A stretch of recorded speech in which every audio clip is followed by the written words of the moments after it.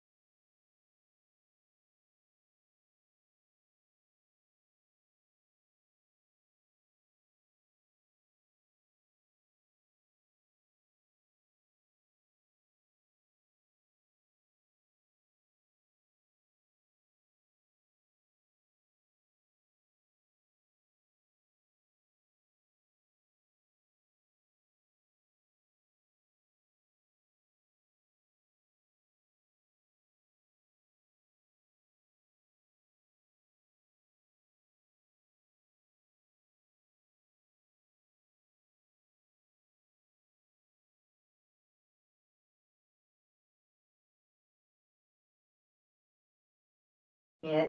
Hey, Olivia, can we do a quick mic check? Here, we had so many weird problems yesterday. Just want to see how we're doing. That's strange. Yeah, I mean, I can hear you. Can you guys hear me okay? Um, I can't hear you if you're talking. Huh. I am talking. One sec. All right, now it's working. Oh, The sounds like there have been issues with the conference room laptop actually talking to the owl. I don't know what's going on. I'll talk to TechWise, but weird. But you updated the firmware yesterday, and I wonder. um, I don't think so. Oh, I didn't do anything for the laptop. I was just trying to use it. I had to oh, unplug the owl and plug it back in. That's what got it to kind of jumpstart. But oh yeah. I would suggest taking a look. There's like a little owl icon that's usually in the lower right-hand part once you have it plugged in. Um, and and that has like the software, and sometimes it needs a software update, but it doesn't do it automatically, nor does it prompt you. It should. I'll check in with TechWise folks. Okay, good morning, Hey, Tim, everybody. welcome in. Yeah, good morning. Hi, Tim. Hello. And Bethany, if you want to jump up to panelist, that way you can talk freely.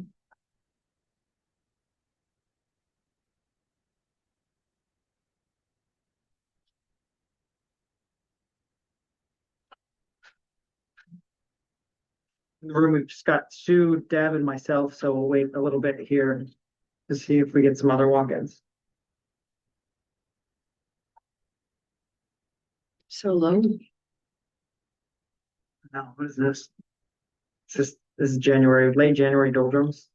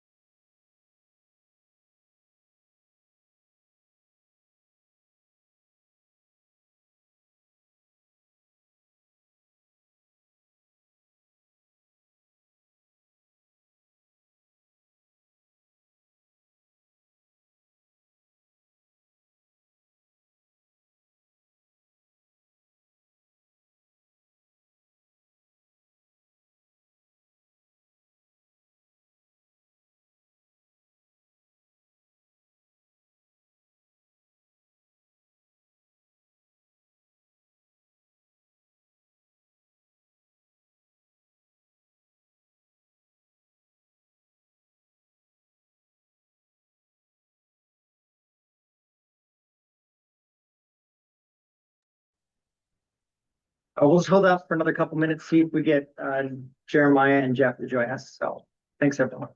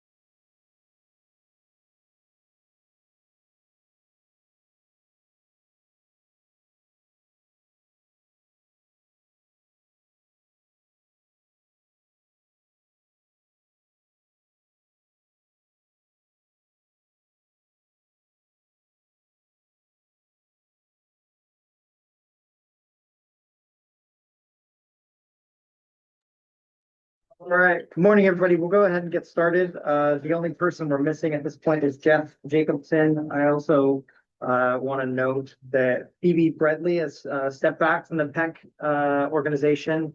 And so that's part of the reason that we need to re-elect chair and vice chair at this meeting. Jeremiah and Randy, I'll send a promote to panelists. That way you guys are able to talk if you want to. Should get a pop-up box. Did you say Randy? Yes, Randy Bailey. Oh. Okay. All right, in just a second. Okay, looks like we're all on minus Jeff. So good morning, everyone. Thanks for joining the Thursday, January 22nd Project Enhancement Committee meeting. We, as I mentioned just a moment ago, Phoebe Bradley is no longer on the PEC committee, and she was the elected chair. Jeff Jacobson is the vice chair. And so I don't know where the Roberts rules lay on this, but I can keep this meeting moving along until we get to the election of chair and vice chair. So does anyone have any questions before we get started here? I'm just wondering if you're going to share the packet. Yes, I will share the packet in just a moment. Thank you, Olivia, for being Yeah. the voice of Sting. What's up for us?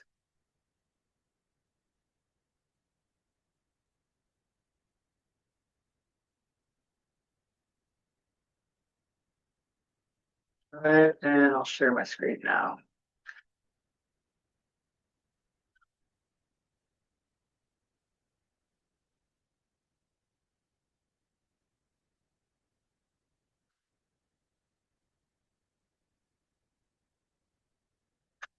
All right, is everyone able to see that? Yes. Okay, wonderful. So we'll call the meeting to order. Goodness, sorry. There's done a lot of updates in the last 24 hours. Let's do an introduction of members for the record. We'll start here in the room. Dave Hayden. Dave Hayden. Awesome, I love it. I'll call your name and then you repeat it. It's like elementary school.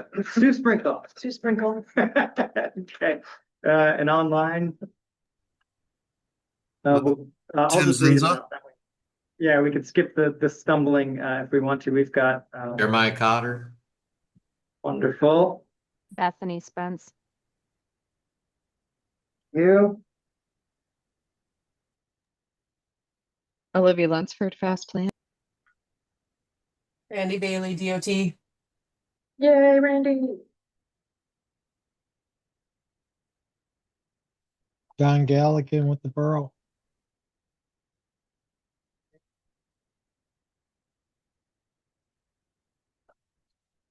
And Dan, Adam, Zach, are you able to hear us? Just make note of your attendance.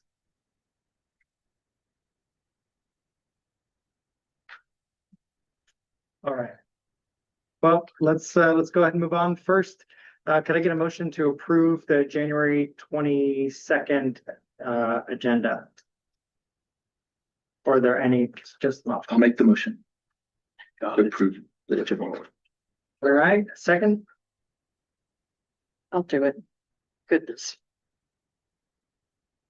terrific. Any proposed changes to the items that we're covering today? All right, seeing none, we can consider those approved. Moving on to agenda item number 4, this is on page 3 to 5 in the packet. This is the meeting minutes from October 9th. Can I get a motion to approve the minutes? Move to approve. Second. All right, we've got Sue and David. Any changes to the minutes?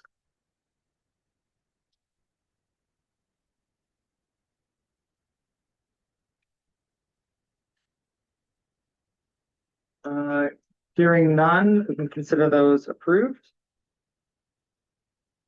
I'm relying on you all to correct me for Robert's rules, because this is my first go at it. Through the chair. Through the chair, yeah, we can forgo that sort of thing. For committee and working group reports, agenda item number 5 will, these are somewhat embedded in the old business and new business items here. We'll talk about them as we get to them. Jackson is out, he's traveling today, so he can't provide a broader overview, but as things become relevant, we'll email him out or he'll present at the next meeting. Olivia, did you have anything that you wanted to bring up related to RAC or technical committee meetings? No, in terms of the chair's report, nope. Both of the committees have received updates on the bikeways, bike lane sighting and striping data, and then got reports out on the Metropolitan Transportation Plan data that we acquired through outreach, but neither of those necessarily pertain to this committee just yet, because the data that we are crunching from outreach for the long range transportation plan, that'll kind of come into play with you guys once we have like a list of projects and can start actually visioning certain projects. And then other than that, no, I don't think I have any additional updates. So a good reminder that, we're undertaking our the update to our Metropolitan Transportation Plan, which is a long range document. It's got is it a 10-year horizon, Olivia? No, the Metropolitan Transportation Plan looks out to 2050 this time, I think. Okay. Yeah. So that, and I also want to mention that the long range transportation plan is being undertaken by the state, and they're also going through a series of information gathering surveys, things of that nature. So if anyone wants further information on that, I can share it. But like Olivia mentioned, it's a little tangential to this group. One more thing to tack on related to the bike lane signing and striping project. So Olivia put out a community survey, did a ton of outreach. We gathered information, synthesized stuff from public comments and articles. They were produced by the Newsminer, and we're working on putting together kind of a final synthesis of everything that we garnered, and then some suggested potential future projects to help carry the momentum of that forward. So that's something that we're hoping to present in the next couple months. We'll start at the RAC group and then provide a presentation for that. So again, that's like lessons learned, that's observations that fast planning staff made over the course of that. Jackson's office luckily looked over it, so he was able to passively observe the bike lanes. And then I was out there periodically with a radar gun. We used 360 video, drone photography, a bunch of different sources, and then interviewed people adjacent to the corridor. So we'll be able to share about that in the upcoming months. All right, any questions from PEC related to those items? You. Perfect. Let's move on to the public comment period.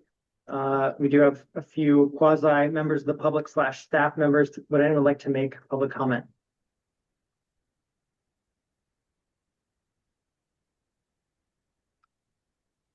All right. Being none, let's consider the public comment period closed. And let's get to old business. There's a couple of verbal updates here to start. There's no pages associated with these, so I'll stay on the agenda. The community grant program was being reviewed by Sue and Phoebe. Sue, do you want to mention anything related to that? Your review of that? No, I think it's be a really strong opportunity for the city, and I'm sorry, for the area. Sorry, my brother. You know, if this is initiated, it'll be really interesting to see who comes to the table. And the offering seems really robust. And I think, I don't know about Phoebe. I didn't see any trip points that were going to be a problem. I think we tried to keep it simple. And it's not going to be I don't think a heavy lift for a small organization to reach out and get this kind of grant, which is nice because the more paperwork becomes a pain in the ass. Yeah. So I think it'll be really fun to see this. Do we have a potential send out date? I think in order to formalize it, we have to run it up through technical and get it approved by policy board, just the framework for having this grant process open. So I guess I have to talk with Jackson about it, but my hope is we just had policy board yesterday, so to get it on the February agenda so that hopefully by March, we can have people start applying for that. Children's Museum or other organizations. And again, just for the committee's reference, these are up to $5,000 grants that local nonprofits can apply for to apply to transportation related materials, projects, et cetera, of their choice. It'd just be nice to get it out there before building season. Yeah, I think we're shooting for early spring. We're not doing any real lifts with this, or it's truly a grant program. So, there's a couple touch points we identified in the grant program documents, but the hope is that we turn the money over to them and we have a couple check-in points, but we're really not involved in any kind of procurement or installation or anything of that nature. So yeah, the sooner that we can allow access to these funds, the sooner they can have it ready by the time breakup comes, assuming that they're outdoor installation projects. Some of them might be program-based, some of them might be purchasing reflective vests. There's a huge range of potential application here, so good. So yeah, look for that on the technical committee meeting packet in February. All right. Any questions on the community grant program in the committee? I do real quick. Do the technical and policy know that this is happening? They should be aware of it because it was approved in our budget. So there's been presentations on this. This was a specific line item within our federal fiscal year 2026 budget. I just don't want surprises. No. The amount that's currently allotted to it is $20,000. And it's not a rollover program. So our hope is to expend it all, each year as we go. Fantastic. Thank you. Anyone else? All right. Item 7B, another verbal update. The medallions, for those that don't remember, that was something that Mayor Ward asked Fast Planning to work on creating a sort of branding and community identity object that would travel with projects that Fast Planning used money to create. I sent some files over to Hutch. We're going to work with their welding shop. They have a CNC cutting machine or laser that can cut through steel. We use them for some of the fabrication of the bike racks. So we'll do a couple prototypes, and our hope is that in April we'll have some sitting in here on the desk that you guys can all take a peek at. So it'll be a medium thickness steel plate material that has those patterns that we looked at cut out in it. Yeah, sure. Will they be the ones who ultimately will create these, or is this just they're doing the test versions? I think they're doing the test version for us, and then we can look at having them create them if it's something that we can fold into the Girls Who Weld program again, as they're doing the bike racks, which is somewhat of a community branding project, then this might be another supplementary thing that they could do. I would just have to say that, depending on how school goes, I wouldn't have to want to wait through the whole summer No, to see something happen. no. And the deal with the bike racks is that is a project that's specific to the Girls Who Weld program, which is a 2-week program that's only run in the summer during the summer break. But in talking with Pete, they're interested in doing collaborative projects throughout the school year. Okay. So, this is something that could be folded into their curricula, and that, it kind of bridges between CAD and actual fabrication. So, Kind of ideal. yep, I think this is they're looking for ways to kind of expand the things their students are exposed to. So Okay. this is another opportunity. We provide the steel, is that what we do? The arrangement with the Girls Who Weld program was that Fast Planning paid for all the materials associated with it. So functionally, Pete would place an order with Grifford Steel or whoever it was, and then Fast Planning would pay the invoice, and then the materials would be delivered to them. So we do a similar thing. Well, since this is the borough's request, does that come out of their pocket a little bit or no? Is it straight out of Fast Planning? The borough's request in what way? Create this, make this happen. This was their ask, right? I think are you talking about the medallions or the Girls Who Weld? No, the medallions. No, the medallions were an ask by us for them to fabricate. So this all stays, we're trying to not get the funding streams tangled. It's Okay. basically, we provide the materials and they use it for educational purposes. I guess where I'm going is the borough's not throwing anything into it. Not to my knowledge. I mean, they receive a base level of funding for their program throughout the school year. Okay. But And I'm that's not the way they would fund it. Is that what you're saying? I think the materials, anything that Fast Planning is gonna collaborate with them on, we would pay for it. So this wouldn't cut into their existing budgets in any way. Okay, you're coming at it from a different way, but that's okay. Yeah, I think from my understanding is things like the carpentry program at Hutch and the welding program have been flat funded for a really long time. I think that's something Pete has spoken to publicly. So they rely on a lot of goodwill from local organizations for donations of material. And they tend to leverage that pretty well because it's an easy sell for, workforce training program. All right, well, let me beat the horse then. If they didn't exist, we'd have to go to some other private entity to do this work, pay Yes. for it and pay a bill. Yep, Who would be paying for that bill at scale? Is it the borough or Fast Planning? Fast Planning. Yeah.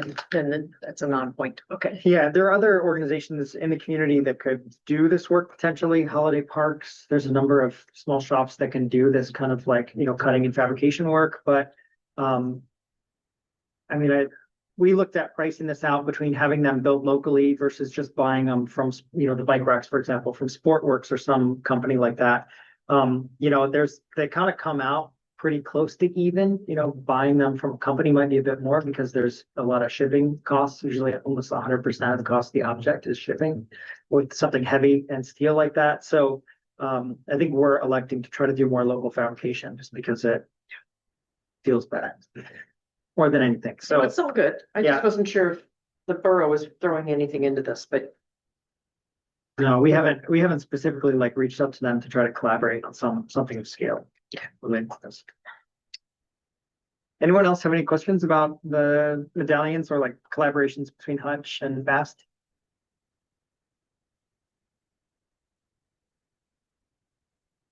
If maybe just to put a bug in everyone's ear, if there are other organizations that folks know of that would be interested in these types of partnerships, we're certainly open to it. And this came across our desk because one of our friends and someone who's a big bike advocate and works in the plumbers and pipe fitters union, or maybe it's the IBEW, I'm forgetting at the moment, but she connected us up with Hutch and told us about their program. So, these kinds of connections are really organic and they've been really successful. So if folks on this committee know of, other, nonprofits or local organizations that would like to do these types of community outreach projects, we're looking for ways to fund them. Outside of things, even like the community grant program, we have additional undesignated funds that we can use on this sort of stuff. All right. So hearing no more questions on the medallion examples, let's go to just a quick update on the starter block. This is item 7C and the retail chalets. So I think at the last meeting I presented on these two structures that Festival Fairbanks purchased and that are in the carpentry shop at Hutchinson High School right now. Those are being outfitted right now to be placed on the starter block site, which is the Lacey location, previous player site. The hope is to get one of those out there so that a part-time employee could be present on site while the ice rink is up and running. I think it was also made public, but there's intent to build a sledding hill also on that lot and do some other wintertime activities on the Lacey Street site. So the hope is to finish up these chalets so that the employee that Julie Jones is working with will have a heated space to work from or work out of over there. The goal is to finish these chalets in the next 2 weeks for at least one of them and get it delivered over on site. And my understanding, I'll kind of say this, maybe Jeremiah or Tim knows something a bit more about it, but it sounds like the city of Fairbanks was potentially going to assist in moving that structure from Hutch over to the Lacey Street site. Does that sound familiar, Jeremiah? Or do you know anything of that?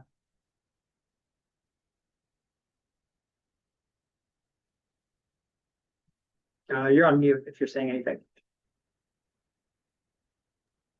This is Tim. I'm not aware of anything, but that would be something I would assume Public Works would do because they would have the equipment and the operators. So yeah, I guess we would need him to speak on it if he's wherever he disappeared to, I guess.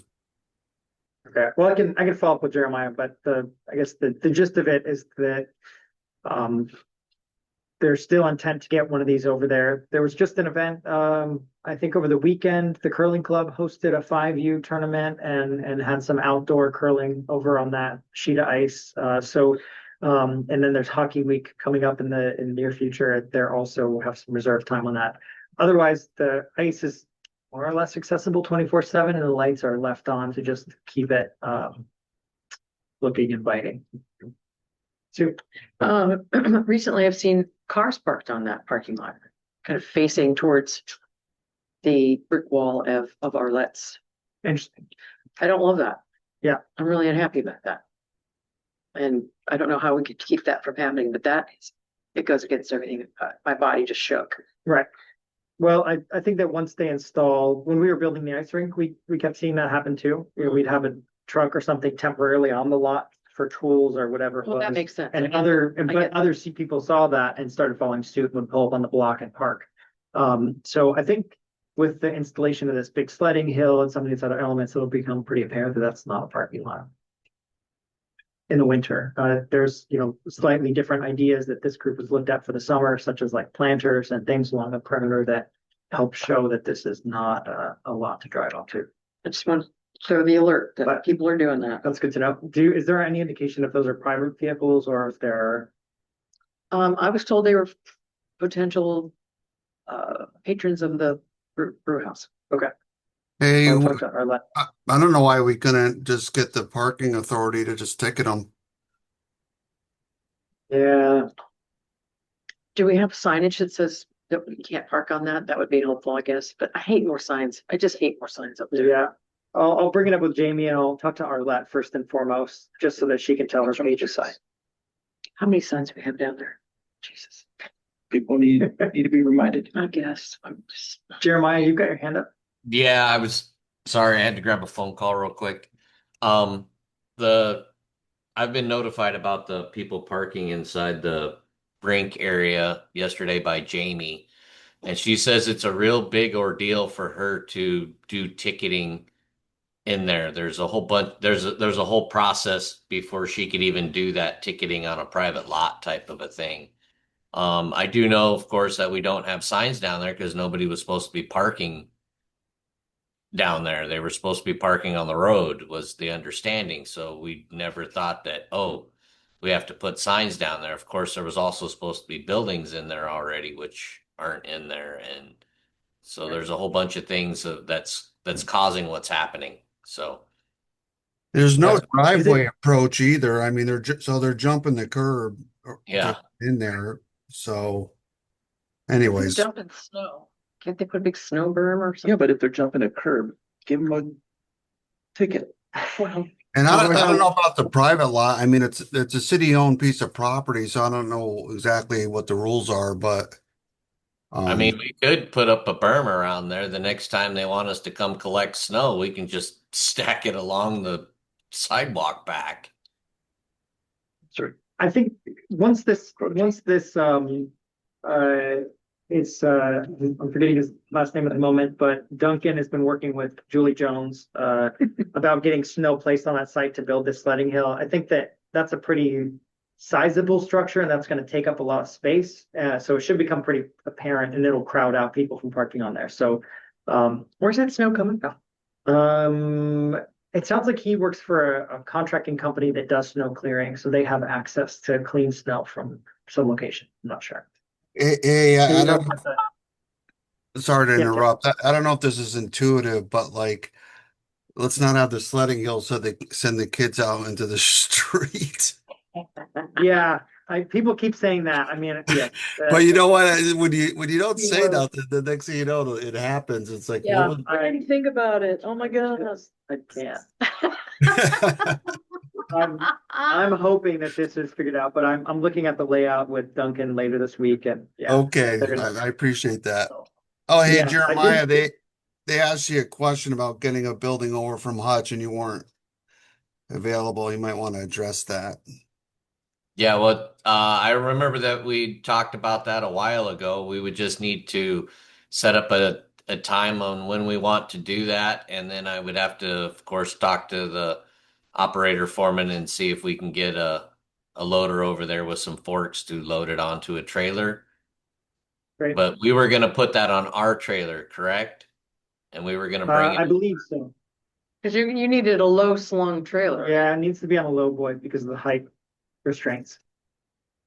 on a lowboy trailer. How tall is the structure? Because we don't have a lowboy trailer anymore. Well, I don't know. I'll have to go back to emails with Julie and I'll have her communicate it. She got the information from the shop teacher at Hutch, so I don't want to misquote it.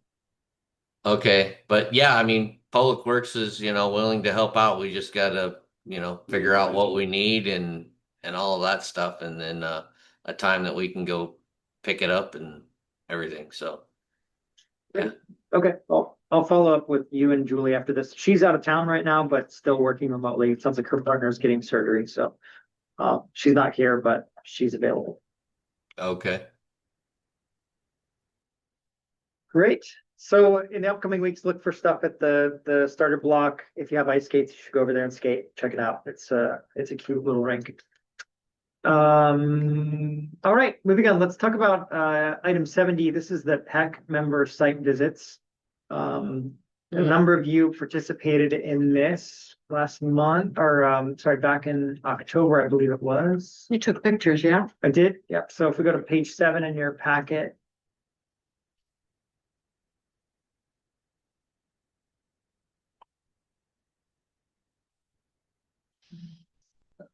Yeah. So we'll start with the Airport Way cul-de-sacs.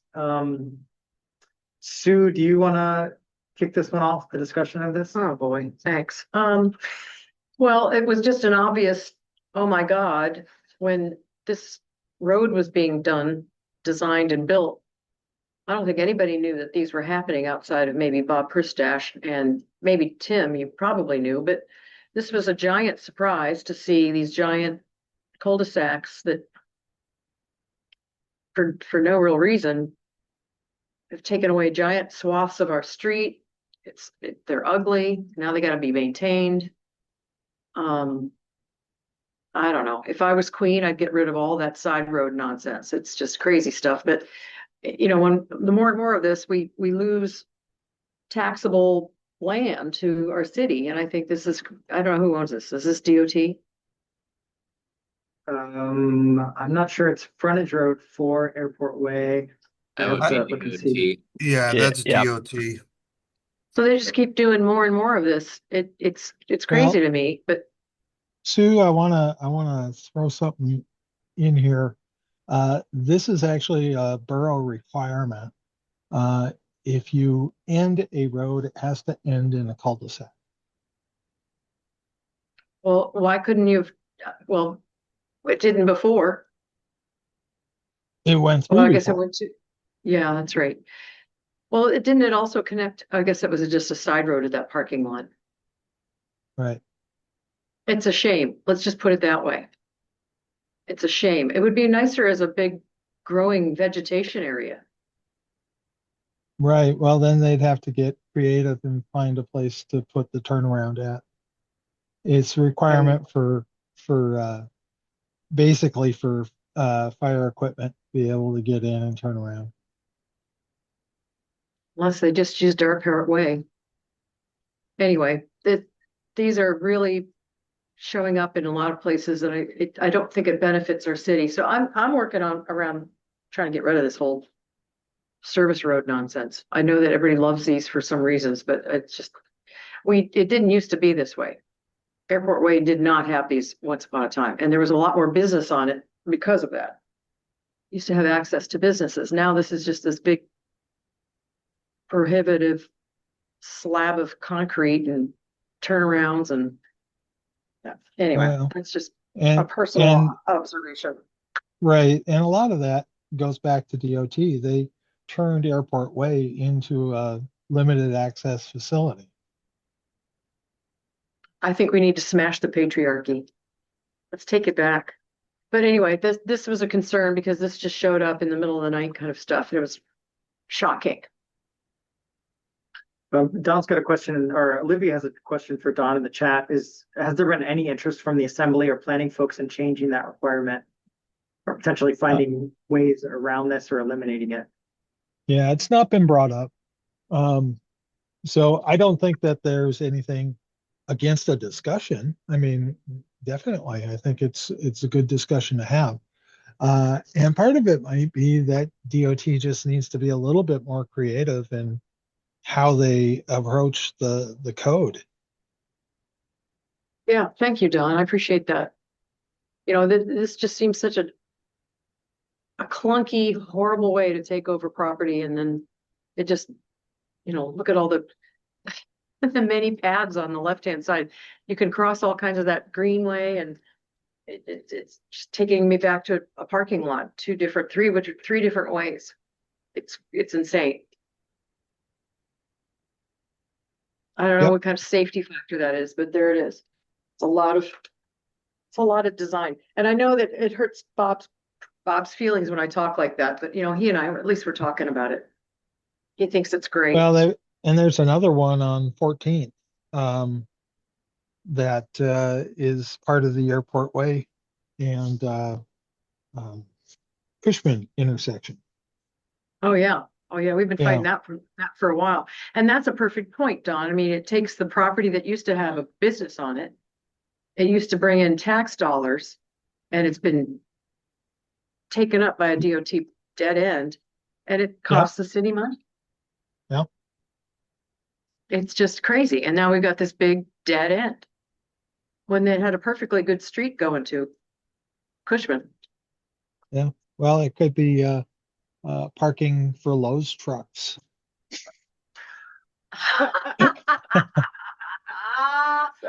Don, you're brilliant. I love you. Not even curbside. Uh-huh. Well, on this one is really awful is because they're eliminating that road to the south of the right, that's going east-west, whatever that little tiny road is. Both And on the 14. west side, they have it correct where they just round, what is that? What street is that? Thrifty Liquors. This is, No, but what's that? it's Stacia. Stacia, that looks totally normal. But they put the cul-de-sac up there on the southeast corner, Right. and they could have just brought the traffic around. And down Clay Street. Down Lacey Street. Right.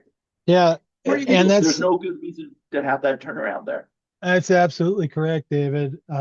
They could have, had they had some foresight, figured a way to connect that road to one of the north-south roads before Cushman, and then just, you could just rip up the street there and put put a business in place or something, or have some green space or whatever.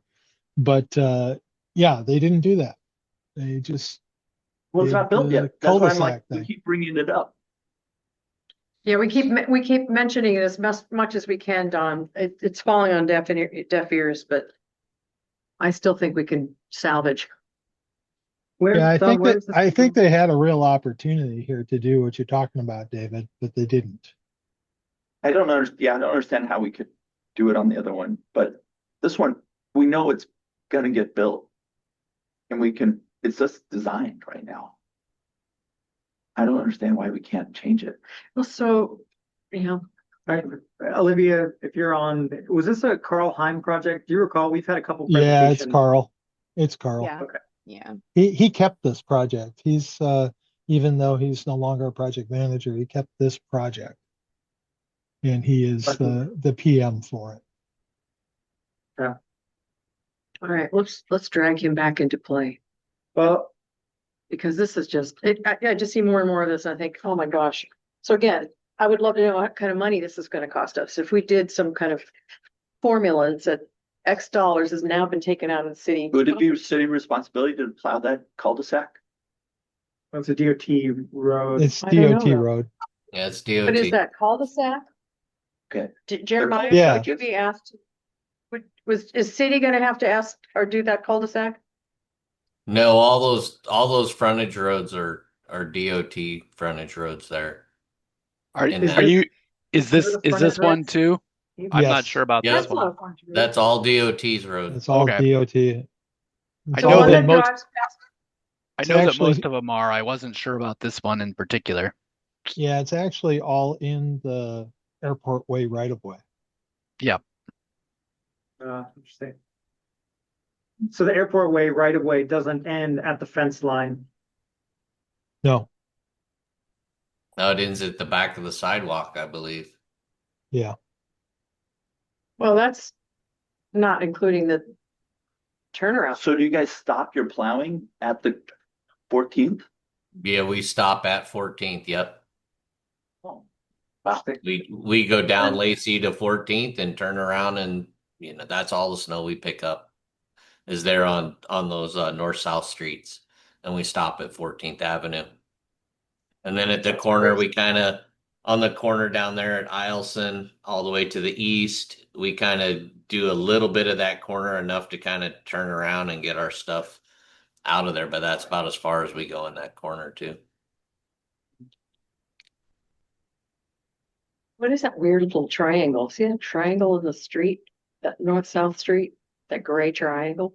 Nope, the other street over. Keep going. That one. What is that? Gray triangle. I think it's just the Oh, road that- right away turning off, off axis.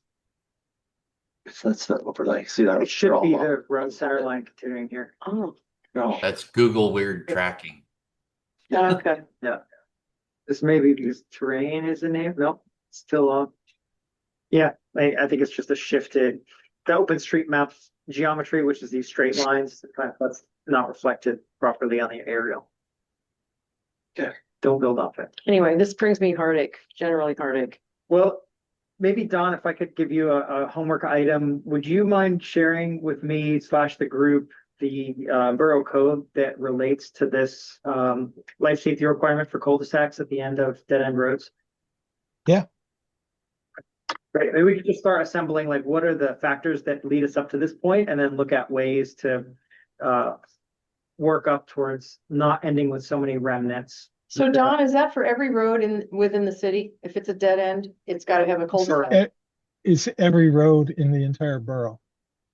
So why would I have a road, okay, one that ends at Clay Street Cemetery on Fifth, just dead ends? There's no But that's a turn. pre-borough road, Sue. I'm asking the question. I know. I mean, if it's Yeah. every road, then what do I got here? Well, that's just, like it was said, that probably happened pre-borough. And so, it's a requirement. It's a platting requirement. It's in our So it's- platting code, Title 17, that requires this. So if there's no platting action, some of these old pieces are still out there. It's only the platting action that requires that to be put in place. Okay, thanks, Don. Yeah. I thought I had something there. Never mind. Thanks, Don. You killed my doorway. Grandfather didn't. That's right. Well, steps between now and next time, we, I'll start listing out some of the factors that have led to this. And we can start looking at potential remedies or policies that might help. You know, in this case, I've talked with Jackson, a written agreement that allows vehicles to, you know, trespass is the wrong word, but traverse the private parking lot to, you know, turn through there. We can try to find other solutions in different communities for this. Well, apparently they've done it on the left. That's, you know, just seeing where lines, you can see that people are still using that frontage road It's to cut paved. through. They paved it, for God's sakes. Yeah, this driveway connection too. Yeah, and they didn't do it on the other side. I mean, the whole thing makes no sense to me. Zero sense. Anybody have any questions about the airport way, the cul-de-sacs before we move on? Or suggestions for what to investigate? I would love to see other samples, houses done correctly in other cities. Like, surely to God, they've avoided this elsewhere. And maybe Don even could give us a couple places, but this seems rudimentary and silly. So one of the things you're going to have to pull to get a full answer on this is the property plan, because one of the things that comes up is we at DOT are required to provide access to all pieces of property. And so like this one that we have up right now, that's not our property that is access there. And so potentially we have to treat it as if, you know, the public were to lose access to that property. They'd still have to be able to turn around. And then and this is just something that needs to be looked up. I don't know all the answers here. And then down on 14th, that other one, I don't know where those pieces of property are divvied up. And so that road may need to continue to the west beyond Lacey Street, because it may be providing the only access to parcels in there. And at which point, if it has to continue on beyond a certain point, and we're required to do the cul-de-sac by borough code, we're kind of forced to do that. And so one of the things to get a full answer is, you know, where are the parcel broken up, and does DOT have to provide full access to that? We can't count private property like in the Shoppers Forum parcel there. We can't count private property as a you know, exit to a DOT road. So we'd have to come up with, you know, in theory, that property owner could say, hey, this is private, and put up a gate. This Dan.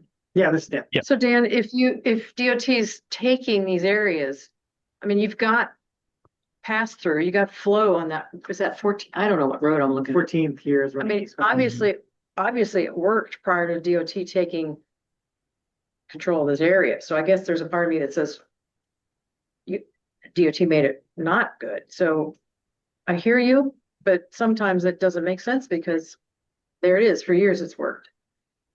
Yeah, and I don't have all the background here, Sue, so I'm not going to like say that it is one way or the other. I mean, that's a good question for Carl.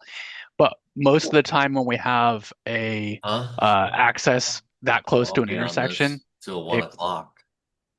This is Sorry. a lot of times when we have access that close, it creates other problems. So there's safety issues. So I don't know if there's a history accident. I don't know. But typically we will try to remove any sort of access that close to an intersection, especially in areas like this. You know, I know that queue under basically any red light is going to go beyond that, and that creates other issues. And so, you know, in trying to solve that issue of the queue length blocking off access, you know, if you're coming south on South Cushman and want to turn on 14th, it's going to be nearly impossible unless, you know, the person heading north has the foresight to, you know, stay off that bumper enough to allow you to sneak through, and that creates pinch points and traffic hazards. So that's pretty common. I'm not surprised to see that access cut off, but again, that's a good question for Carl to kind of understand the design background of exactly why that was pulled. And is there a history of accidents, or is it just for improving of traffic flow to ensure that those queue lengths can clear out during a normal green light cycle? Has DOT ever, in your knowledge, paid a municipality for money lost on property or future money or earnings? You know, the Greyhound Lounge there were 2 bars in this area, right? 2 bars in that Mhm. space. Yep. And Well, there's just one bar. It'd gone through many names over the years, but there's just one there. okay. And I don't know what I'm not aware of anything like that where they'd provided money for lost income on that. So I don't know the details of that, but I'm not aware of Yeah, anything like that. Dan, I'm being provocative, but at the same time, I feel like Yeah, no, I get it. I mean, it they're all good adds up. questions. I just think that, my only point was that when you pull this information to get a full picture, you're going to want those property plans. Because if that building right there at the corner of 14th and South Cushman on the east side, if that is on a separate piece of land there that needs to be accessed off of 14th, then they're going to be required to keep that stub there. And by keeping that stub there, you're not going to be able to come back down on Lacey.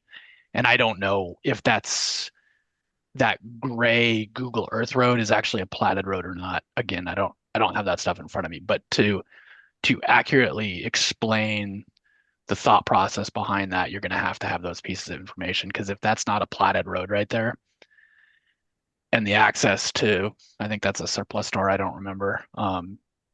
DOT has to provide access, and that's an important thing. So, like in some of the past projects we've done, like on Illinois Street with like Garden Island area, so they widen that a little bit on Illinois, and DOT is required to meet certain parking standards. And so even if that business, like in the case of Garden Island, didn't have proper parking beforehand, us going in there with federal dollars to widen it and take some of that land, we were required to make sure that businesses have adequate parking per, some equation they run. And so I think that some of the parking that was given to them is actually behind the building now. So there's a bunch of federal requirements for making sure that businesses meet certain standards for parking and egress, access and stuff. And so there's a bunch of pieces that play into that. Many more questions, I guess. I want to bring this up for the group too, as something to look at as we keep talking about, I'll actually cover here so you can see this. Airport Way and these cul-de-sacs and frontage issues and things like that. A number of years ago, I think, was this FMATS, Olivia? On noticing there was an Airport Way design toolkit with site-specific recommendations report that was put together. And if you go kind of dig through it, but it basically looks at, how could Airport Way and some of the spaces along it be better utilized? This is available on our website. I'll put it in the chat and I'll also email this out afterwards. But it starts to talk about some of these issues that, we're also seeing here. So it's looking at ways the frontage roads can be repurposed, but also identifying issues where, I think on this next page here, it mentions that eliminated frontage roads that intersect with public streets must be provided with curb cul-de-sacs, et cetera, et cetera. So anyway, this is a document that might be worth kind of looking at. And this was done when? 2018? 2018, yeah. Huh. So and it also speaks to the controlled access nature of Airport Way. There have been a number of different reports, there's a number of sections in this report that talk about the implications of major changes on here. I don't know if it goes as far as saying, what if you re-characterized Airport Way as not a controlled access road, but tried to push it into more of like a local collector or, I'm probably not using the right terminology there, so sorry, Dan. But change the positioning of it so it was meant more for business access rather than pass through flow. Good. It's amazing. Thank you for finding that. So the document's up there. It's probably worth a read. And then if we want to keep this on the agenda for next time, we can start thinking about Airport Way potentially more holistically and how the frontage road does or doesn't work and what happens when we reconfigure roads like this. Right. And Corey, in case you didn't see it, I put the code citation in the chat. Yep, yeah, I'll send out an email after this that related to this action item. Thank you, guys. Thanks for being patient with my conversation on this. Dan, was there any specific document that you would point to that speaks again to like the when DOT is doing road projects, you can't leave marooned properties without access? Is there like some specific language? There is. I don't remember what it is off the top of my head. I'd have to inquire with our right-of-way folks. Okay, yeah, if you don't mind, otherwise I can, chase it down with Jackson too when he gets back. Okay. Great. All right, those are the airport way cul-de-sacs. If there's no other questions on that, let's move on to the other portion of this site visit. And that was to look at the Clay Street Cemetery. Let me pull it up on Google Earth first, and then we'll just to orient everyone. So here's the Chena River. This is the Spies Highway. And then the section of kind of discontinuous path that we're talking about here is basically north on 10th to 7th Avenue. There are some strange conditions in this area that we wanted to document and talk about as it does or doesn't connect up to the river path that one branch of which continues to the east, goes under the Spies Highway, and another branch actually goes up on an unused off-ramp and continues across the river. So who could someone jog my memory? Who are the folks that participated in this walkthrough? You, me, Jeremiah, Dave. Okay. I think that was it, right? Yep, I was I there. was there on a I was different there time on with different you. day. Oh, that's right. You had 2 days. Yeah, we had two different walkthroughs of it. So I'll scroll down to the page that we've got, but does anyone that participated in this want to talk about anything that they noticed from the visit, something surprising or insightful? Yeah, this is Tim. You know what's surprised me, highways are access control. They should be fenced in. And the way that bike path stops, I mean, kids can just ride out on the highway, that really surprised me. I think he means on the higher hill. No, No, right there. I think Oh. it was right there on that south Oh, end. Yeah, okay. you can just dump right out on the highway. So that is not, yeah, right there. I mean, there's the highway. So crazy. Yeah, so the fence is just out of sight of this image, but essentially the bike path pops right through. And it's marked. Yeah, Here's the and bike path. but intuitively, a kid might not be reading that sign and might just keep going straight. Oh, yeah. No, Yeah. I'm not There's a celebrating this. hazard there. Yeah. Yeah, they could go Not at all. straight and just be going down the side of the highway against traffic. And if anything needs to happen, the fence needs to be continuous at a minimum, in my opinion. I had a discussion with a vet and I had to apologize later because I got a little heated. I said, why was this area not included in one of her projects? And she said, well, I forgot now. We didn't think it needed it to be. Or I was like, oh my gosh. Anyway, there is a project north and then a project south of this that they're going to redo, but not this area. On the east-west streets or what? On the bike, this like north-south connector stuff. On this bike path? Gosh, yeah. That's I think our little neighborhoods just get punished for something. I don't know why. But Any other observations? And then I'll go to the marked up plan and we can. go to the top image that you see the man, Dave's shoulder. This whole thing, I don't know what's going on here. This was supposed to be the on-ramp for the highway. And then they decided off ramp. off-ramp, and then they decided not to do it. So they built it up, they made the road levels change, they changed the whole Grading. featuring of the neighborhood and then left it like this. And you can see the little game trail going behind it. People park and camp back there. I mean, it's really unpleasant at certain times of year because it's just been left to the people who want to use it. It needs love. Yeah, it's real ghetto looking, to be honest with you. And when you start throwing Yeah, stuff thank you, like Tim. This is why I love you, Tim. Thank you.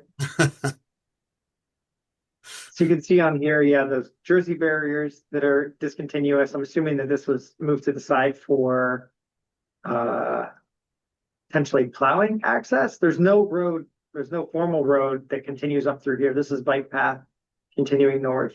And then the bike path does a hairpin turn here and then comes up along. This is all low, what is it, like bull rail style barrier. It used to be a tall chain link fence, but now it's a lower fence treatment so vehicles don't mistakenly pull through this area.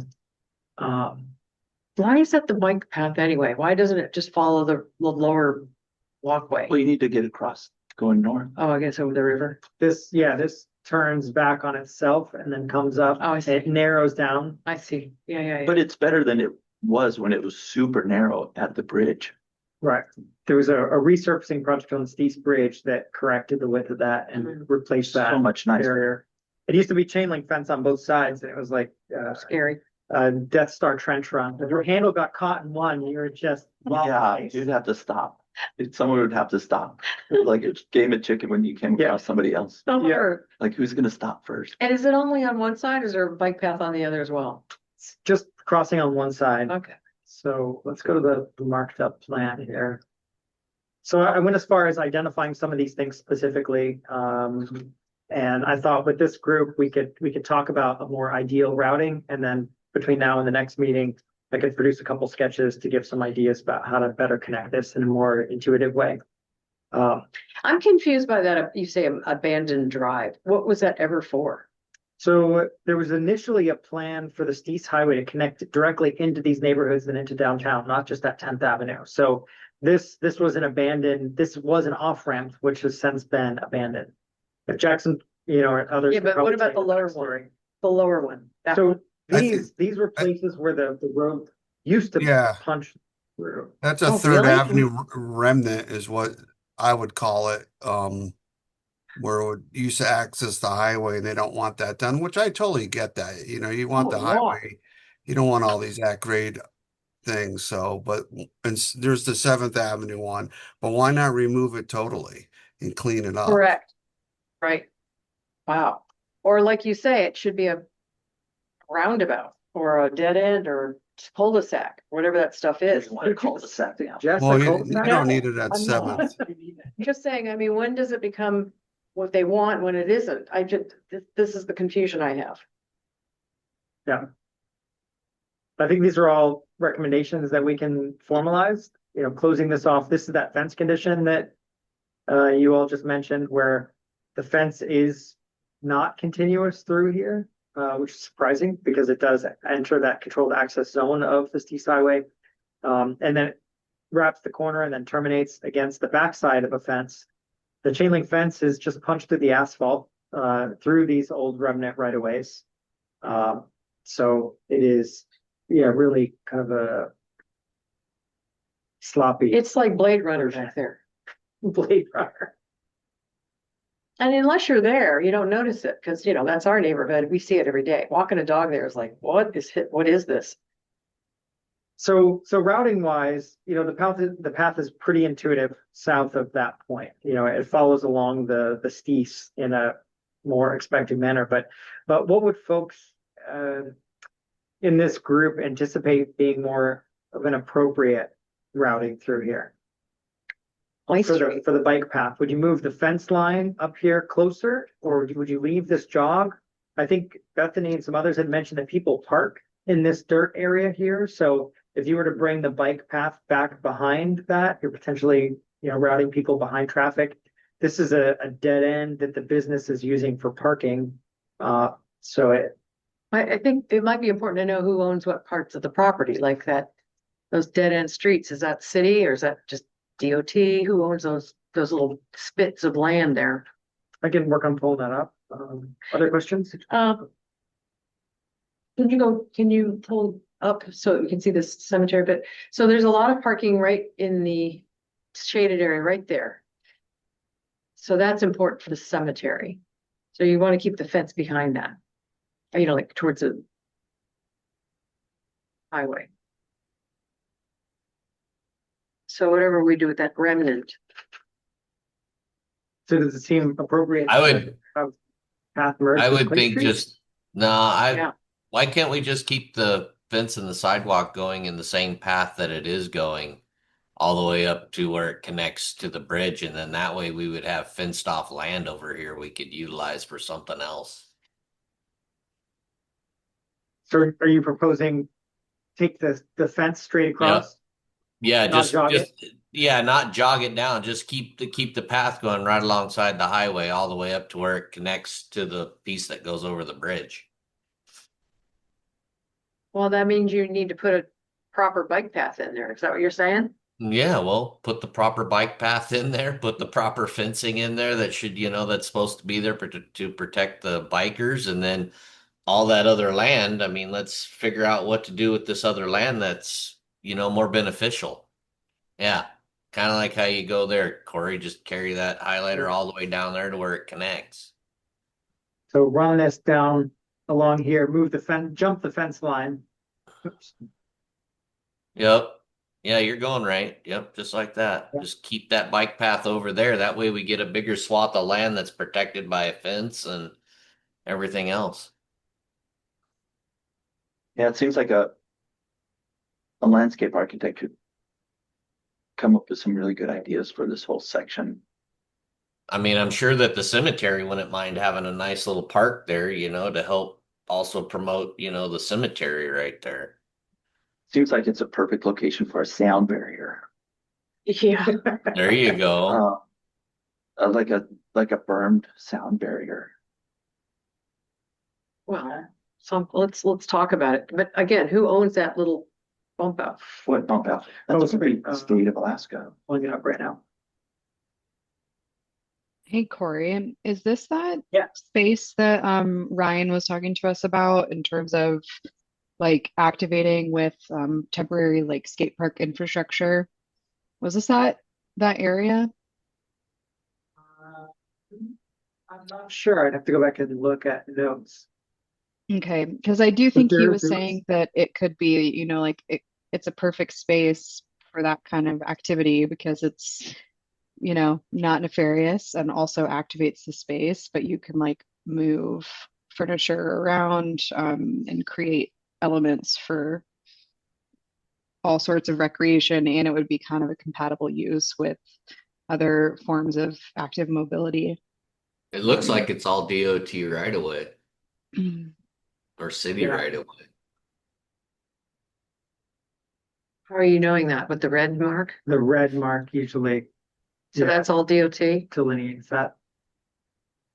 Yeah, the private or the individually owned parcels are generally like a discrete yellow shape like line? this. Yeah, they're fully enclosed, and then everything else tends to be Mhm. DOT rig right away. What's interesting is that you can see. So here's the path. I'll kind of follow it up slowly. Here's the sidewalk. There's the fence line that it jumps right through. Here's where it turns, and then it kind of dead ends into this area back here. This is where you see like That's the raping area. God, it's FPD area. Yeah. Here's this little parking lot, but you can see there's a game trail where probably, as you guys mentioned or noticed, that people continue right straight through that fence. And here's that line. Here's where the exact existing fence line is. It's on the backside of these trees, and this is bermed land sloping down. There's a memorial here to a trash can, which is That's right. That's right. somewhat peculiar. But it does look like there's a fairly significant amount of space between the existing fence and where the shoulder is up here. And you can Any see, other? and you can see that there's people that still travel along that highway all the way up there to where they cross the bridge. Yeah, Wait, stop. Look, see, there's 3 game trails, 1, 2, and 3. Okay, and then just go farther north to that big piece of city land, the old snow dump, Right there. Yeah. to the left of Corey's pointer. I like what Jeremiah said. I like that approach. just move the fence line up. Maybe some kind of Yeah, acoustic there's treatment, clearly something like people using it because there's a worn path. that, right? I've never seen anyone, but you. I have. On the Really? shoulders of the steeps? Yeah, for sure. You know, and then the city too. I mean, if we wanted to, if some project like that went through, we could cul-de-sac those roads instead of make that come around there like that too, and then we'd have that huge chunk of land right in front of between the highway and the cemetery that we could do something else with. Because we could move the parking lot for the cemetery to, a different location, or even leave it like right where it's at, but that also be the turnaround for it. And there would I still don't be a know. big chunk of land there. I don't, no, I'm not gonna promote a cul-de-sac, but I think obviously we can get around fairly well. It's just the strangeness of these widowed parking, tree, wood, crazy properties that are just so strange. Maybe that's where our housing initiative should start, with that piece of land. That north. snow dump. Yeah, that snow dump. Jeremiah, do you use that as a snow dump or not? That's too close No, to we the don't river, use it isn't as it? anything. It's just like we're talking about. It's just wasted space. I don't think anybody uses it for anything but a turnaround now and then. And I So think I the can go do dogs, donuts. the Iditarod or Yukon Quest, somebody drops off under the bridge over there, but we don't hardly do anything over. We don't do anything over there. Okay, good to know. And it looks like a split between uh created land from USA BLN. City of Fairbanks owned, but then there's this huge area that's still within sort of an undesignated, probably DOT road right away adjacent to the bridge. Again, there we are. It just keeps showing up as a problem.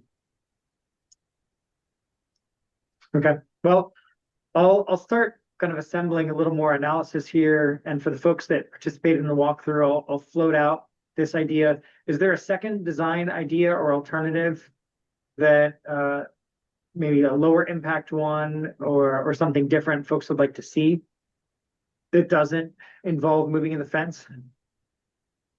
I mean, I think you have to move the fence. There's no way around that.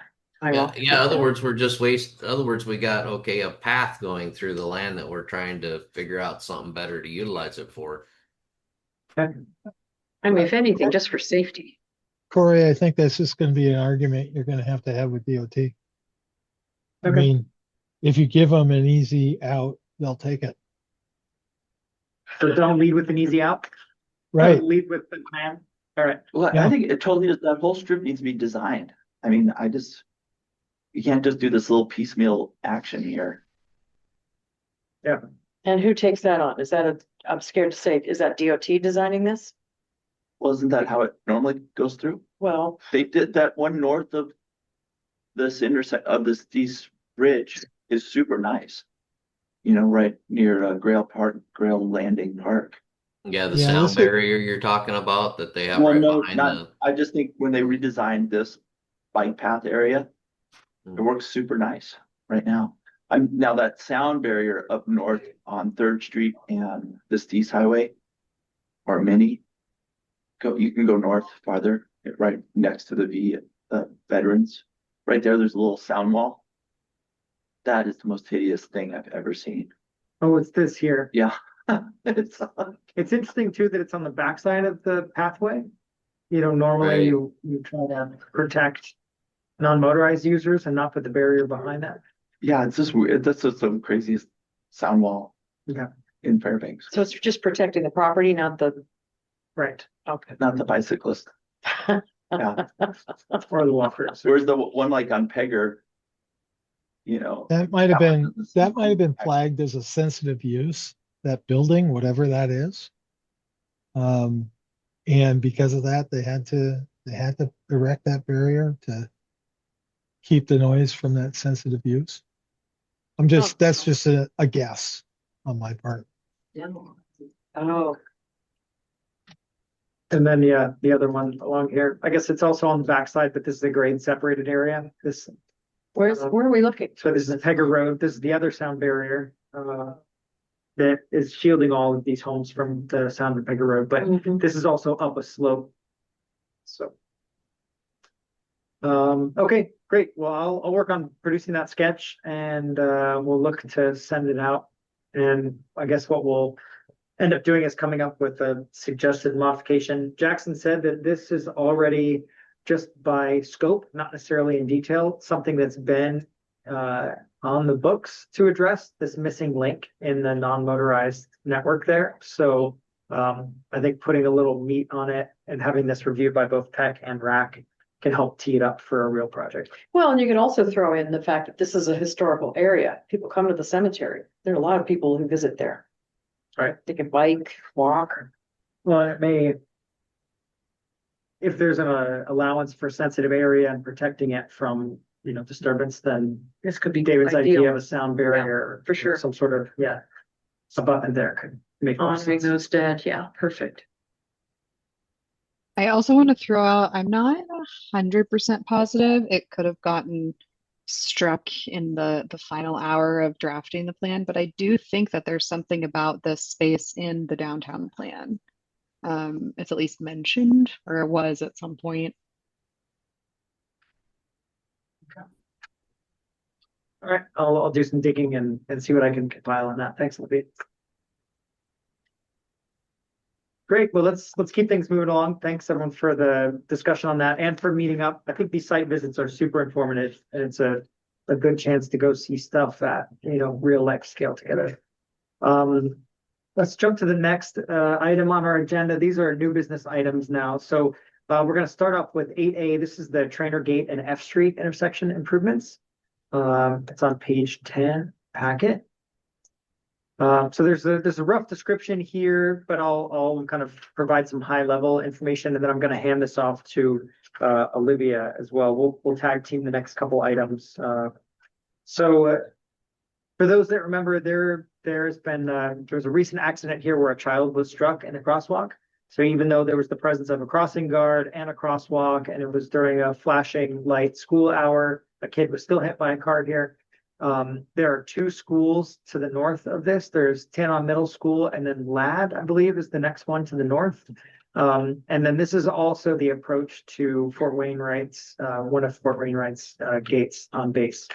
Can you just remind us when the accident happened? Was it in the dark of night? Was it winter time? Was it snowy? Morning. Okay. Summer. Middle of the summer. Okay. Yeah. Well, the school was in session, but there was no snow. Oh, so I guess not middle of summer, it'd been like September or something like that. Okay. Thank you.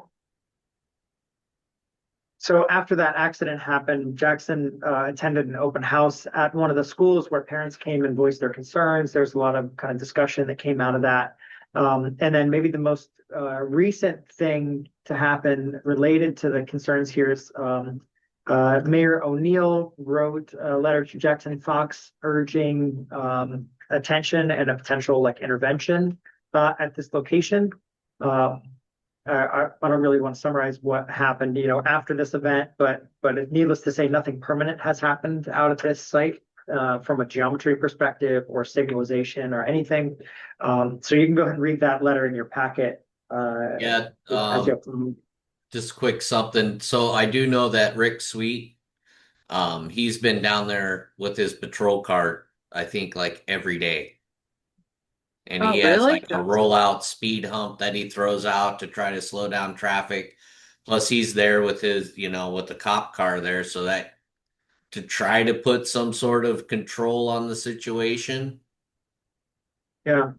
He's been doing that since that kid got hit, as far as I know. This looks like would a roundabout solve a lot of problems here? Are you being facetious? No, I think it's a total answer to this without a signal. How does that stop people from It slows it down. Okay. So, yeah, and then you're only looking one way at these traffic. I mean, because that road is so wide, so it therefore it automatically dictates going faster, even though there's a posted speed limit. Yeah. It's a big straightaway. And you've got the railroad. It's another issue, right? The railroad plays very badly as a Well, that's not moving, but well, yeah, but how do you get a railroad involved with the roundabout. Well, let's You look at can a do an couple. off, We've got some- I'm sorry, you can do like an offset roundabout too. Roundabouts don't have to be perfectly centered. It could be, Okay.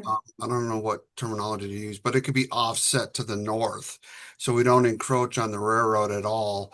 And it could be done in such a way and I don't know what the right of way, it I looks, think the city has a huge right of way through there. yeah, it looks like there could be I plenty also of land.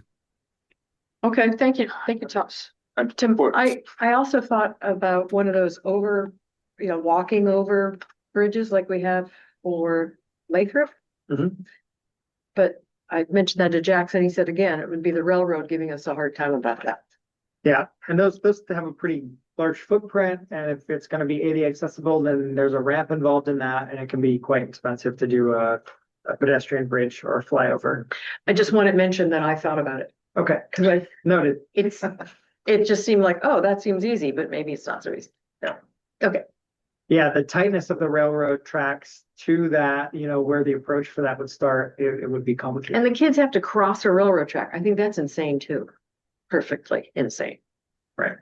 Yeah, there's Well, no you have to gate. be, I think it's either 16 or 20 feet above the tracks. So to get there, Wow. Wow. you're going to have to start it way, way back. In downtown. In a park Yeah. on F Yeah. Street, a block away. I think a zip line is what's needed here. Council.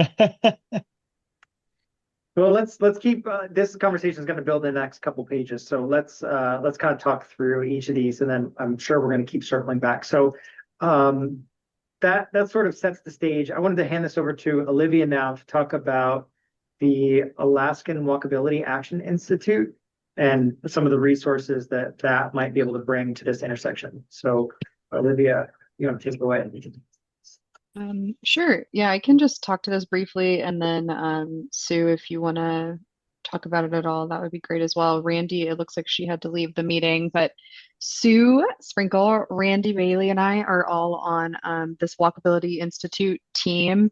And basically, last year there were only two states that had the Walkability Action Institute come to their states and provide training on ways that you might be able to physically activate your community. It all starts with the statistic that I think it was, yeah, 60+% of kids used to walk to school, and now it's something like 10%, if that. And that's where a lot of this work stems from. And so, anyways, Sue, Randy, and I went down for a 3-day training in Anchorage. We learned a lot about audits and ways that you can activate kids. And then we learned a lot about how to modify existing problem areas, either with quick build solutions or use quick build solutions to show people like what's to come, which seems obvious in a lot of ways, but some of the ideas that they showed us were just amazing. And our group, the Fairbanks team for the Alaska Walkability Action Institute,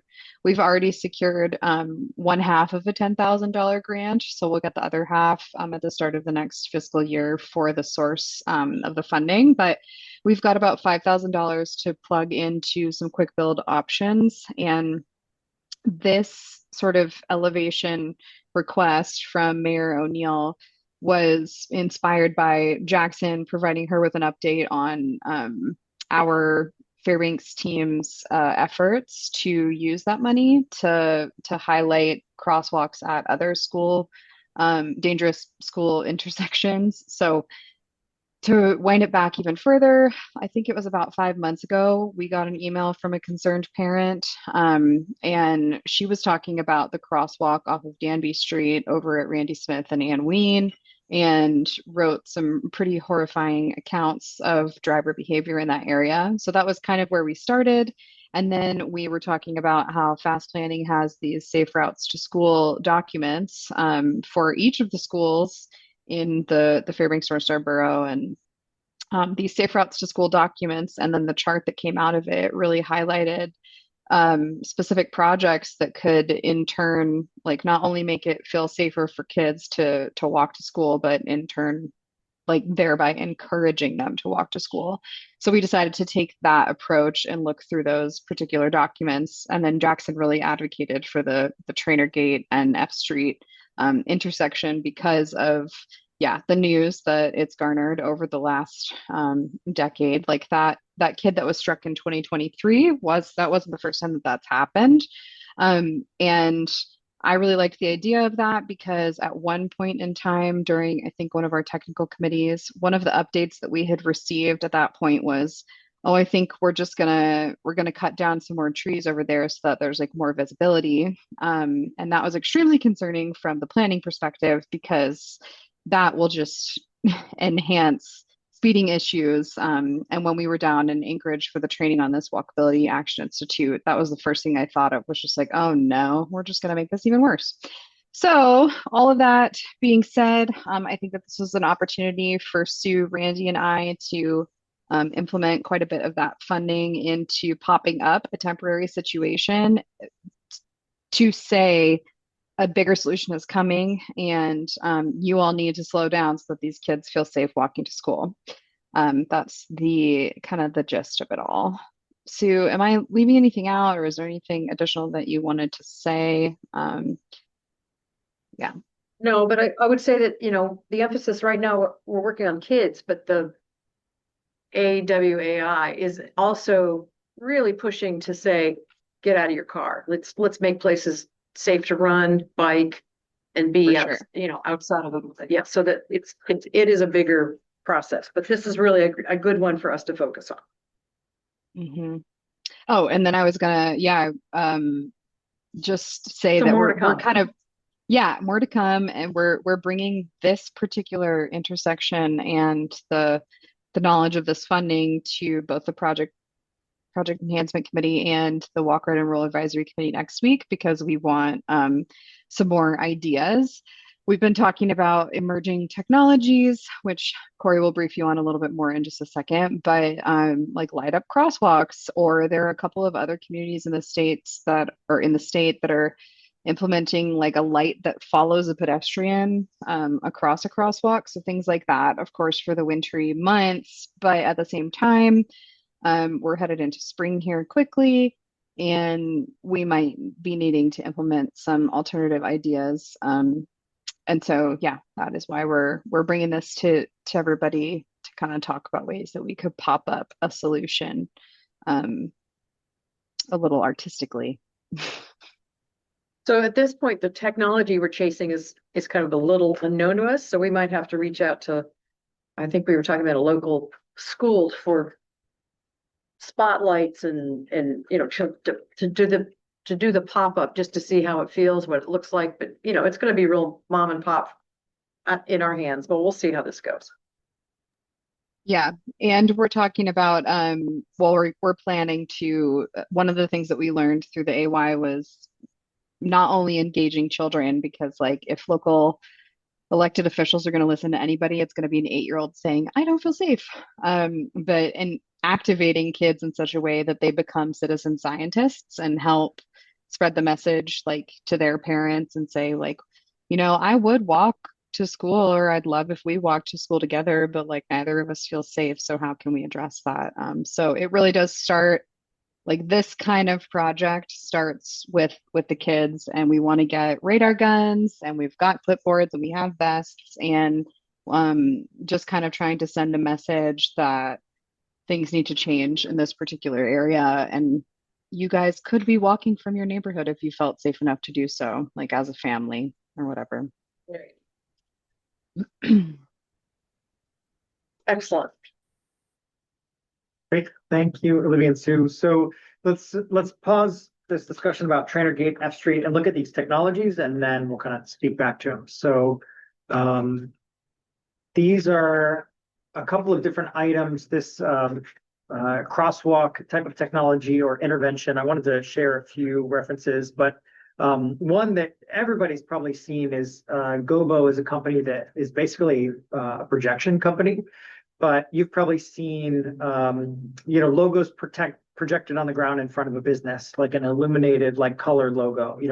It's essentially just a high-end projector, and they provide these painted crosswalks. as well as ones that actually track pedestrians as they walk across. It has like a LiDAR component built into it, and it'll low grade project the colors on the ground, but as it detects someone moving in it, it highlights the sections of bars that that person happens to be in as well. So this is one option for throwing crosswalks on the ground through the winter months, or really identifying any kind of potential conflict areas. I've seen similar things with like bike icons on the ground for where bike lanes are in roads during periods where you can't read bike markings. So that's one thing, and I'll bring up the other one and then we can talk about both. There's a group called, I believe it's oh gosh, Olivia, help me out. What's the name of the group that prototypes? Soft fit. Wait, I'm not sure. Light? Is it lights or is it oh, like the infrastructure? Yeah, the infrastructure, and this link is not clicking for me. Is it street? The ones that we met at NACTO. I can't remember right now. Yeah. I believe it's street craft. Yeah, I think that's right. Yeah, street craft. So they have some interesting videos that show basically ways of prototyping different interventions on roads. Fairbanks did the bike lane pilot signing and striping project, and that was using things that were meant to be removed to kind of test and learn from those, and then ideally you come back with more permanent infrastructure and install something. I encourage folks to look at the Street Craft group. They do these really interesting sort of looks at community roads or traffic or infrastructure transportation challenges. And this one just happens to document an intervention that was done, but they also do, how would you fix this intersection type stuff? So they kind of walk through, challenging places and how to potentially try different solutions on them. So this video that's running right now, this shows you a technology that was used to mock up basically, summer sort of, dry pavement condition roundabout in an area using they're sort of like rubber slabs that they just impact drill down to the ground and tack into place. They can be done really quickly. There's a change to the striping pattern, but this kind of shows you potentially one of the things that could be used to do an intervention. If a roundabout, like you mentioned, might be something that's worth investigating. I think this is relevant to PEC because, it not only addresses a safety thing, but it also has an aesthetic component to it as well. The flexible bollards, there's a million different types of those, the colors, paint, all these things. There's no national standard necessarily for this stuff. I So wonder if this is something for our bike path. yeah. And like, what do you do with the other areas? Yeah. I mean, this is showing, again, dry conditions, no snow or anything, obviously, in this. But this might be a jumping off point for a conversation about the Trainer Gate and F Street, what types of interventions could we test in the short term and what might be good long-term solutions for addressing safety concerns at that intersection. So I'll pause this video. I'll go back to that sheet and see if we want to have any discussion about thoughts on these projection technologies or these sort of temporary rapid prototype pilot materials. And Olivia, help me understand or to get this right. Someone did a report on projected crosswalks out of UAA. Yes, yeah, it was out of UAA. Mm-hmm. So she's chasing that rabbit hole. I think there's somebody in Ketchikan that's trying to do projected technology. So we got a few lines out there just trying to collect information. Who needs this is Anchorage, for God's sakes. With as many pedestrian deaths as they have. It's insane. Yeah. And it's so simple. It's just like you can just pop it up. And then what we were talking about as well was just that this technology could then, once, like, let's say that the problems are solved. And Don Galligan, of course, has brought up that not like just a crosswalk specifically at Trainer Gate and F Street isn't going to solve like all of the problems, which I couldn't agree more with. We need to also be working to pilot something that breaks up the distance as well as slows traffic down. So I'm honestly envisioning things like fake shrubbery put on casters that we roll around just to slow drivers down. Um, and and honestly avoid like the road cone chaos. We could also consider, doing our own asphalt art kind of project. Like we could use the money to buy paint and have kids come up with a design. I mean, there's all sorts of things that could happen over here. I do wish Jackson was here to speak to the options for funding in the very, very short term. Like I have no idea where we're at in terms of being able to fund something permanent. Um, but yeah, anyways, all of that to say that if we did do the projector thing, we could wind up moving it over to Turner Street or along Second Avenue, maybe for a pedestrian only day, and use it to kind of demarcate other uses in a really quick fashion instead of needing to do like asphalt art because we have It's just snow. like asking kids to cross a highway, for God's sakes. What's the speed limit on this road? Do we know? It is. I don't know. I mean, it's just fast, wide. Just Yeah. as Big. fast as you want to go. Yeah, I want to say it's Yeah. 35. It is. Is It's it? posted at 35, but nobody drives 35 on that road. No. It's built for faster. I wonder why they did so. I mean, I'm trying to measure, it's like almost a quarter mile straightaway with no features, limited interruption, no change in grade, it's just a straight shot. And is this a DOT or a city road? That's a city road. We maintain it. Yeah, but who built it? That I don't know. I just know I've maintained it forever. Might actually be Designed. the railroad. Because I know they get real weird about things on this road. Unbelievable. Okay, so anyway, this is a project we really are looking at. Yep. So aesthetic concerns, impacts, design, stuff like that. I mean, this is really going to come down to the walk, ride, and roll advisory committee. But again, if there are things like trees or shrubs or stuff that's kind of deployed aesthetic things to help also slow people down in this corridor, it's worth talking about it in this You could put some of those fake birch trees you see at cars broomstick. right along the middle center here. Or roll them in and out during school day. There's a center turn lane here on both sides. Otherwise, it's just a 3-lane street. Are those, It's wide shoulders. I was gonna say, those are really wide sidewalks, huh? There's only sidewalk on one side, that's on the north side, and then it's shoulders on the It's a south shoulder. side. Okay. But in the winter time, this all just presents as one homogeneous roadway. So sort of choose your own speed. I just can't believe they have a pedestrian walkway across a railroad. That just blows my mind. Into a school. Well, and that railroad, that crossing actually is in our the name of that plan is so long. The Fairbanks Road Rail Reduction and Realignment Rail Crossing Plan or something like that. But that intersection, that area has been identified with a major need for reconstruction and redesign. So I mean, it's in multiple plans. It's heavily supported in our documents. And so now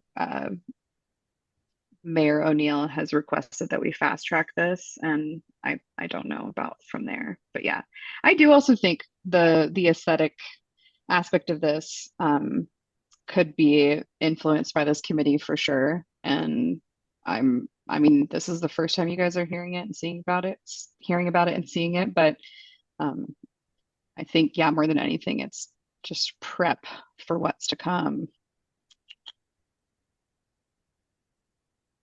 Good. Okay, so we'll include this potentially on the old business for next time and have more information about the design. All right, let's move on to, I think we're into the open PEC seats discussion and then election for chair, and then we'll adjourn out of here. So if we go to page 616 in your packet. So right now we have 3 open seats currently. As I mentioned, Phoebe stepped back to focus on other things. She's been on the committee for quite a while. And now we're essentially the process for joining a committee is you just submit a letter of interest to fast planning. I don't think these seats have to be validated by any of our other boards or approved. They're just selected at the staff level. Does that sound right, Olivia? I haven't really been around for transition process like this. Yeah, that's a good question with PEC. Mostly because it's our newest committee and it's not necessarily an advisory committee. So I believe that, yeah, we can just say, oh, that would be a great fit. But it would be polite to just confirm with like State of Alaska and Fairbanks Surf Borough. These are people who applied and this is who we think would be a great fit. But at the end of the day, it's your decision. That's kind of how I see Jackson doing those things. Okay. So we can solicit Mayor Hopkins if he has an appointee. Otherwise, we can present the number of folks that we get to apply for this. We can do an open call on social media and other mediums if we need to. So when you see a sponsor, State of Alaska, do we have to go through them to say, hey, who do you want to put in the seat? Is that what you're? They're appointed positions. So, for example, the city of North Pole, those are appointed by the mayor of North Pole. Gotcha. Yep. Okay. So ultimately they say thumbs up or down, but they select the person if they have something in mind. So I wanted to put this out there in case folks on this committee have anyone in mind that they think might be a good fit. We could send them the quick little prompt about how to apply for it and brief them on involvement and what we do and try to get these seats filled back up. Are we trying to appoint all of them or just the fast planning seat? Well, if we can get someone for all of them, but we'll reach out to, I believe it was DEC, the state of Alaska. I think it was DEC that held a position there previously. Jeff Fisher was with, Okay. I think DEC, if memory serves. And then we'll talk with the borough mayor. But again, if folks in this group know someone that's a good community champion and cares about how things look and function in the borough, this is a great chance to get their foot in the door to see these projects from the inside. Good.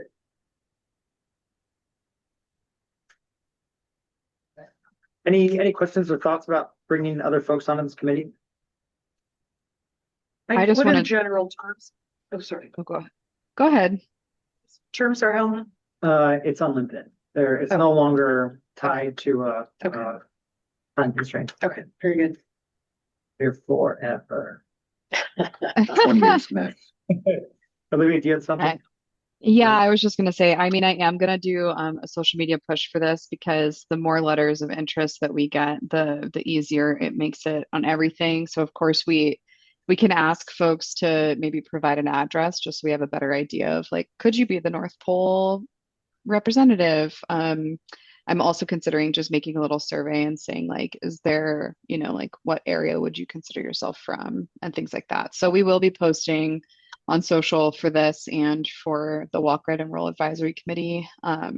So hopefully through that, we'll be able to collect some letters of interest. The last time that we did a push for what was formerly the Bike and Pet Advisory Committee, I think we got something like 11 or 12 letters of interest, and they were all really great. So it'll be fun to kind of to sort of like advertise the committee and see if there's anybody that is excited about being on it. And the fast planning seat is absolutely much easier because we can just say, okay, this is our pick.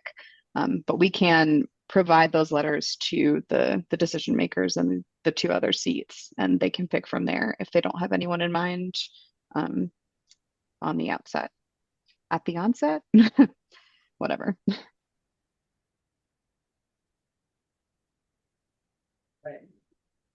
Well, with that, let's go to the next item, which is that we need a chair and vice chair for this group. So I'd like to open the floor for nominations for chair. I will note that we recently went through a one step forward, one step back. Previously, fast planning staff could serve as chair and vice chair. That was rewritten by Cleworth as chair of the policy board, and then that has since been overturned. Is that right, Olivia?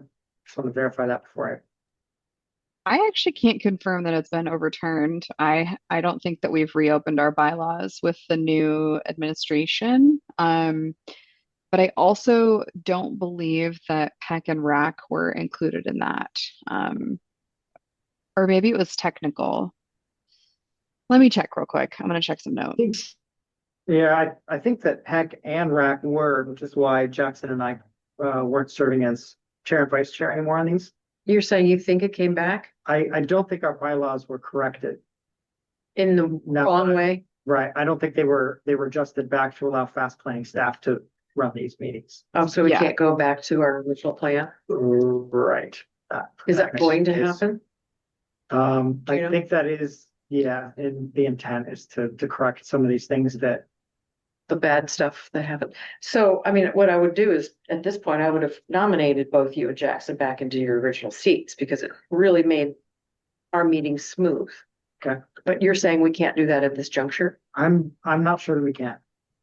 So we could, Well, So then I what, vote we what do we, postpone. exactly. There's my guy. all right. I love you, Can I get a Jeremiah. second? There's a motion to postpone. We Second. didn't figure it out. Yeah, All right, second by Dave. I love that. Thank you, Perfect. Jeremiah. Well, Yeah. what we could do, what we could do in this interim period is we could check our bylaws, hopefully between now and the next meeting, we'll have some corrections and we may have 3 new seats. And you guys will Yep. have, exactly, and you'll have met more times than we do. Because this is, Really? Okay, so motion to postpone. All right, is there any objection to this? Seeing none, we'll consider that approved, so we'll postpone the election of chair and vice chair till the next meeting, which falls on April 2nd. And by then, we'll have a new makeup of members, hopefully, in all likelihood, and we'll have some clarity on whether or not Jackson and I can serve back as chair and vice chair, if planning staff can serve in those roles. All right, perfect. Let's go to the last couple agenda items here. So this is agenda setting for the next meeting, which falls on April 2nd, 2026. Can I ask the committee for agenda items that they would like to see at that next meeting? Continue to discuss. as far as new, not, we're gonna keep, well, I don't know. Or sorry, items we discussed today that you'd like to continue, and then we'll talk about new. Okay, I'd like to see the Clay Street connector continue forward. Yep. And the airport way cul-de-sacs. You're gonna send us the fast planning report anyway, so we can do some read up on that. Yep.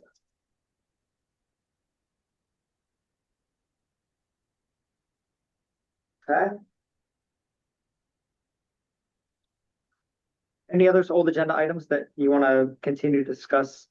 I guess we could put it on there whether something moves forward or not, but on that trainer gate, the crosswalk thing, can we just kind of, if there's no new news, we can just say there's no new news, but kind of keep that on the radar because I mean that's something I would like to see changed as well. So Great.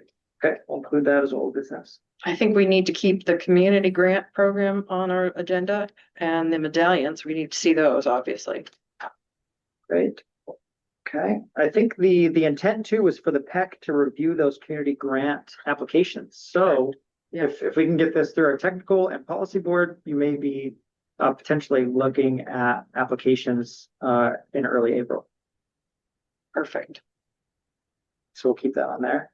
Oh, gosh, I guess I'd be interested to know if we want to include the Riverwalk project into this because it's starting to heat up as to whether or not the city wants to buy the property, create this Riverwalk. Some people are saying, does it need art or lighting? Okay. Or should it not be built and then create an alternative bike route through neighborhoods. So there's a lot going on here that could be something to keep our eyes on. Okay. So we'll include that under new business items, the Chena Riverwalk. Correct. Other new business items the group would like to discuss?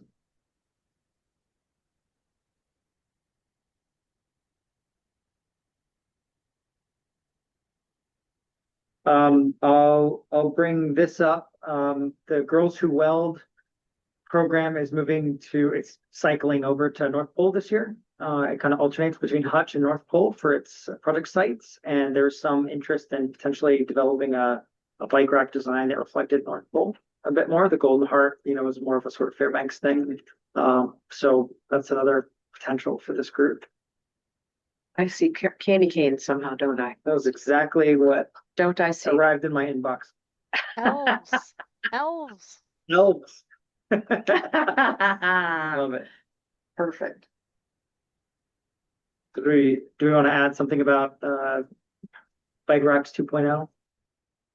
What's it hurt?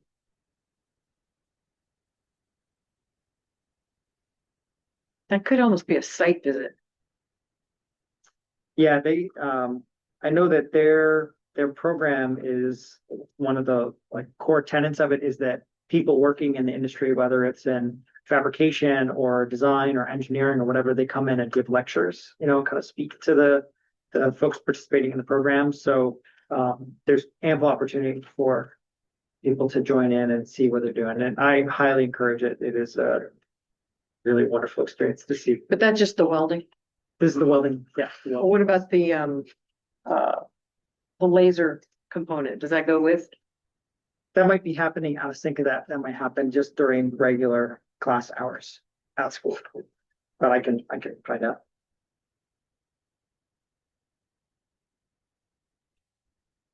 All right, anything else? Great, well, I think there's a number of things I've got to share out with the group here. So expect a follow-up email today or tomorrow with some links and references. And then in that, once I have a clear sense of scale for some of these businesses or some of these business items and talk about Jackson, I may ask for participants to help refine either the design sketches for the Clay Street connector, for example, or some other things. I'm going to wrap my head around next steps. So look for an email, in all likelihood, probably tomorrow or Monday. Need to chat with Jackson. He's en route to Oregon right now. So, all right. We've got. Look at us getting right through a bunch of papers. Great. Well, I think that we are at the end here. We'll go to committee member comments. Just kind of go around the room here. I'll call folks out. And if you want to add something, go for it. So Dave? I have nothing. Sue? As I mentioned in the Chena Riverwalk, that's really heating up. I think if anybody, for whatever reason, keep your eyes on that because it's a lot of people at play, a lot of things going on, and it could be a real boon or it could be a real boondoggle. So we'll see. Right. Tim? No, but thank you. Okay. Dan?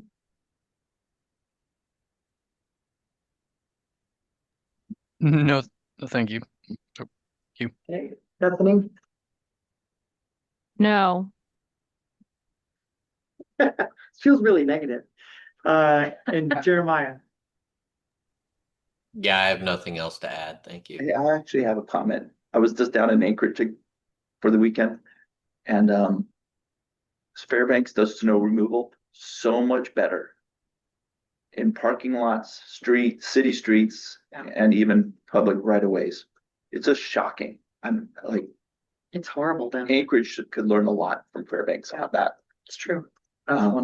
Just like even a city street, it's just 3 inches of ice everywhere. Oh, Yeah, it's just horrible to walk around. It's the sidewalks horrible. Neighborhood streets, they just make giant berms everywhere. The roads get narrowed, and then even the DOT right-of-ways. I'm like, I have no idea why it's so different. yeah. And just listening to like the neighbors talk about how they deal with snow. Maybe it's the lack of snow dumps. Oh, interesting. Because they're saying, oh, they get like 40 trucks out and it becomes this giant production. Yeah. Wow. So maybe there's things that we should not follow Anchorage on when it comes to snow removal. And it would just be nice to know why theirs is so different. Well, Because yeah. I guess, but Jeremiah does a good job for some. I'm just thinking that Yeah, no, it's, it we should shows. applaud It ourselves. shows. We definitely should. Bravo, Jeremiah, bravo. Thank Yeah, you. and DOT. Yeah, I don't know why it's such a mess down there. It's You know, When Bron, people need to could- go there to find out why. Because When people complain, we tell them to go to Anchorage. Oh yeah. They come back grateful. No, yeah. I came back to a neighborhood that was plowed and I was like, wow, so much better. do you know Dave Bronson had the balls to complain about how the state was not handling snow removal? I thought, wow, that's something. The ex-mayor of Anchorage. Wasn't he famous for not having ever done anything during, what, 3 major snowstorms? Great. I don't No. even think, but this year's a bad snow year in Anchorage. No, So no. I'm just glad I'm not in Juneau. Yeah, I'll just second that real quick, Jeremiah. I've on the Fairbanks, Alaska page on Facebook, a lot of people will bring up like snow clearing concerns, and it's overwhelming the number of positive comments of folks that say, "Oh, just call Public Works and they'll get you squared away." It's like unbelievably altruistic compared to most of the posts on that site. So, anyway, bravo! I think you're doing a great job. Thank you. That's a cesspit of negativity, but you know, it's It great is. to see. It's great to see people chime in and defend you guys. yeah, for the good work. another thing is this Anchorage is so poorly planned. It does seem dangerous to all pedestrians. And just driving around, you're like friends who come from Fairbanks to move to Anchorage. They talk about how bad the traffic is, but yet they have super high roadway speeds Mm-hmm. next to walkways that people are expected to walk on. Mm-hmm. And then those walkways aren't even plowed. Like versus the little tiny plower we have here. I always see it out. That's because we're Oh, the they just best. did that already? That's amazing. We're so good. Got a small footprint. So, Okay. all right. 11. Can I get a motion to adjourn the meeting? Motion. Move to adjourn.